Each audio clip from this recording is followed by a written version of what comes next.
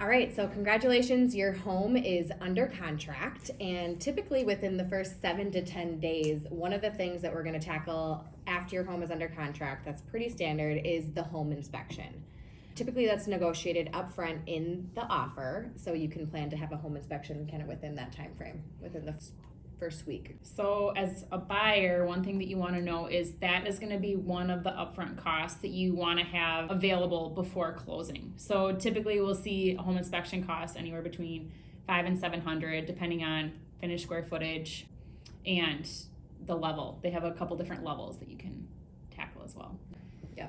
And a couple of kind of add-ons to the home, the general home inspection, I would say is, somewhere between $500 and $700. All right. Now, people that want to maybe get, which is common around here, a radon inspection. That's a very common thing to do. And then especially over here in the rural areas is a well and septic inspection. Yeah. I would, a radon test. What do you think? Another $100, $200? Typically, between $100 and $200 for an extra radon. Well and septic, you're looking at another probably $500, give or take $100 each way, depending on who you get. Okay, so all in, you could be in for $1,500 on an inspection, but a lot of times it gives you a lot of peace of mind. And again, typically that cost is most likely we're seeing is covered by the buyer who pays for those inspections. Probably 99% of the time it's going to be the buyer who pays for that, unless you negotiate it in, which is rare. If you're getting an inspection in Minnesota, all right, when that happens, if something comes up in the inspection report, you can pretty much walk away from the deal with any type of flaw or defect or pretty much anything they find. Yes. Okay. Wisconsin's different. There's standards on what is actually defective in the home.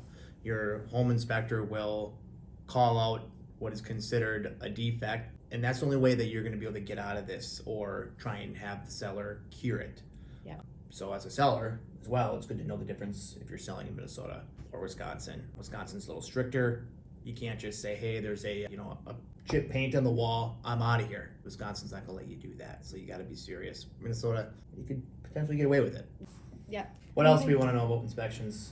Another thing to know as a buyer going in is that typically you'll get the last 15-30 minutes to meet the inspector at the end. He'll go over his findings, give you a report, and at that point you can read through it and you can decide, is there something that I need to negotiate? Have my representative agent help me negotiate, or are we good to move forward towards closing? Right. Yeah, don't show up with your dad at the beginning of the inspection and have him follow him around, or your uncle who's a contractor or anybody.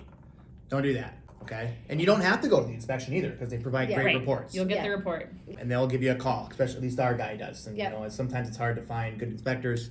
We've got a couple people that we refer that are just fantastic. So. And if you're the seller, you're going to want to leave your house during the inspection. It just gives that inspector some space to do his thing, and then it gives that buyer the time to come back and check out the home and learn some things about the home. Because it's not just about finding flaws, it's also just about learning how the home operates in general. Exactly. So that's kind of an important step. But that's all about inspections.